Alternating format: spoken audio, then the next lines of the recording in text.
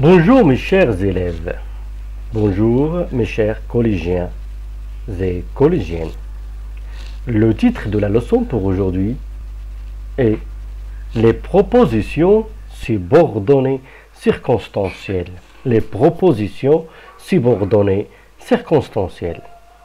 Tout d'abord, qu'est-ce que ça veut dire une proposition? La proposition, tout simplement, c'est une phrase. Lorsqu'on relie entre deux phrases, on obtient une seule phrase, mais avec deux propositions. Et ce qu'on va voir maintenant. Commençons par la première phrase. Pendant que le professeur expliquait la leçon, les élèves l'écoutaient avec attention. Dans cette phrase-là, on a deux actions. Deux propositions. La première proposition, le professeur expliquait la leçon. Et la deuxième proposition, les élèves l'écoutaient avec attention. On a relié entre ces deux propositions par une conjonction de subordination. Pendant que. Et on obtient une seule phrase.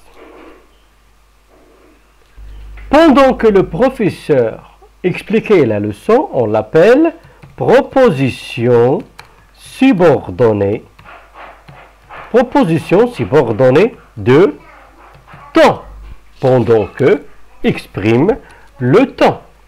Les élèves l'écoutaient avec attention, on l'appelle proposition principale. Proposition principale. Alors, de quoi se compose la phrase? Elle se compose d'une proposition subordonnée et une proposition principale. Je peux commencer par la première. Je peux commencer par la deuxième. Exemple. Les élèves écoutaient le professeur pendant qu'il expliquait la leçon. Ou bien, les élèves l'écoutaient avec attention pendant que le professeur expliquait la leçon. Ça veut dire que là, je peux commencer par la proposition subordonnée, je peux commencer par la proposition principale. Et toujours, votre remarque, dans la proposition subordonnée, on a une conjonction de subordination. Passons maintenant à la deuxième phrase. Comme il n'a pas bien travaillé, il a échoué à l'examen. Pourquoi il a échoué à l'examen? Parce qu'il n'a pas bien travaillé. Alors, comme il n'a pas bien travaillé, c'est une proposition. Je vais écrire proposition subordonnée de quoi? De cause. Pourquoi il a échoué à l'examen? Parce qu'il n'a pas bien travaillé. Et il a échoué à l'examen, c'est la proposition principale. C'est la proposition principale. Alors on a obtenu proposition subordonnée de cause, comme il n'a pas bien travaillé, il a échoué à l'examen, c'est la proposition principale. Mais faites attention, quel est le moyen qu'on a utilisé pour relier entre ces deux propositions? On a utilisé la conjonction de subordination comme. Mais attention, comme qui exprime la cause, toujours au début de la phrase. Je ne peux pas commencer par la proposition principale. Je ne peux pas dire il a échoué à l'examen comme il n'a pas bien travaillé. C'est faux. On dit comme il n'a pas bien travaillé, il a échoué à l'examen. Passons maintenant à la phrase 3. Bien qu'il soit petit, il joue bien au basketball. Bien qu'il soit petit, il joue bien au basketball. On a deux propositions. La première, il est petit. La deuxième, il joue bien au basketball. Qu'est-ce que vous remarquez ici? C'est tout à fait une contradiction. Ça veut dire on a deux faits qui sont opposés. Lorsque deux faits sont opposés, on parle ici de la concession. Et on dit bien qu'il soit petit, c'est une proposition subordonnée de concession. Proposition subordonnée de concession. Il joue bien au basketball, toujours, c'est la proposition principale. Toujours, c'est la proposition principale. Bien que c'est la conjonction de subordination. Il exprime la concession. Il exprime la concession. Et toujours bien que, plus le mode subjonctif, soit si le verbe être au subjonctif. Passons maintenant à la quatrième phrase. Si tu travailles, tu réussiras. Si tu travailles, tu réussiras. Est-ce qu'on peut réussir si on ne travaille pas? Évidemment, non. Alors, quelle est la condition de réussir? La condition de réussir, c'est le travail. La condition de réussir, c'est le travail. Alors, si je travaille, c'est la proposition subordonnée. C'est la proposition subordonnée de condition. C'est la proposition subordonnée de condition. Tu réussiras, c'est la proposition principale. Tu réussiras, c'est la proposition principale. Tu réussiras, c'est la proposition. Alors, si tu travailles, c'est la proposition subordonnée de condition. Et tu réussiras, c'est la proposition principale.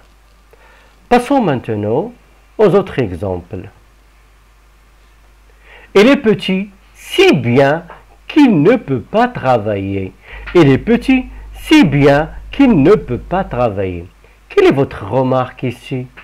On a deux propositions. Il est petit, la première. Et la deuxième, il ne peut pas travailler. Évidemment, quelqu'un qui est petit, il ne peut pas travailler. Alors on parle ici de la conséquence. Alors, on dit, il est petit, c'est la proposition principale. Il est petit, c'est la proposition principale. Si bien qu'il ne peut pas travailler, c'est la proposition subordonnée de conséquence. La proposition subordonnée de conséquence. Et le moyen qu'on a utilisé, c'est si bien que. Si bien que. Si bien que, c'est une conjonction toujours de subordination. Si bien que, c'est une conjonction de subordination. Passons maintenant à la phrase 6. Le professeur explique bien les leçons afin que ses élèves comprennent. Le professeur explique bien les leçons afin que ses élèves comprennent. Toujours, on a deux propositions et on a relié entre ces deux propositions par une conjonction de subordination. Ici, on a afin que. Alors, le professeur explique bien la leçon, c'est la proposition principale. C'est la proposition principale. Afin que ses élèves comprennent, afin que c'est le but. Le professeur, il a un but, un objectif. C'est pour cela il explique bien ses leçons. Le but, c'est que ses élèves comprennent bien ses leçons. Alors, on a, afin que ses élèves comprennent, c'est une proposition subordonnée de but. Maintenant, on passe à la 7e phrase. Je vous expliquerai la leçon. Je vous expliquerai la leçon à condition que vous fassiez attention. Je vous expliquerai la leçon à condition que vous fassiez la leçon. Alors, on a une condition ici. Si vous voulez que je vous explique, il faut garder le calme. Et il faut faire attention. Alors, je vous expliquerai la leçon. C'est une proposition. Proposition principale. Proposition principale. À condition que vous fassiez attention, c'est la proposition subordonnée de condition. C'est la proposition subordonnée de condition. Proposition subordonnée de condition. Maintenant, la phrase 8. Nous étions suspendus. Nous étions suspendus comme des poissons. Comme des poissons au bout du ligne. Comme des poissons au bout du ligne. Observez bien cette phrase-là, toujours extraite de la nouvelle de Chateaubriand, Le voyage en Amérique. Nous étions suspendus comme des poissons au bout du ligne. Comme. Alors, vous avez remarqué ici, il y a comme. Mais comme ici, est-ce que c'est la cause? Non, c'est pas la cause. Parce que, je vous rappelle, on a dit comme qui exprime la cause toujours au début. Ici, comme, on a comme au milieu de la phrase. Il a relié entre ces deux propositions. Alors, nous étions suspendus. Comment nous étions suspendus? À quoi ressemble notre image, notre état? Il ressemble à des poissons au bout du ligne. Alors, qu'est-ce qu'on a exprimé dans cette phrase? C'est la comparaison. Nous étions suspendus, c'est la proposition principale. C'est la proposition principale. Et comme des poissons au bout du ligne, c'est la proposition subordonnée de comparaison. La proposition subordonnée de comparaison. La proposition subordonnée de comparaison. Alors, maintenant, quelles sont vos remarques? Quelles sont vos remarques? Toujours, on va voir dans les propositions subordonnées, circonstancielles, toujours on a une conjonction de subordination. Dans la phrase 8, on a comme la phrase 7, à condition que. La phrase 6, afin que. La phrase 5, si bien que. La phrase 4, si. La condition avec si. La phrase 3, bien que. La phrase 2, comme qui exprime la cause qui est au début de la phrase. Et dans la phrase 1, on a pendant. J'espère, mes chers, maintenant, que vous avez une idée sur les propositions subordonnées circonstancielles. Alors ça, c'est la partie 1. On va voir maintenant les subordonnées circonstancielles, les différentes subordonnées circonstancielles dans la partie 2. Inch'Allah.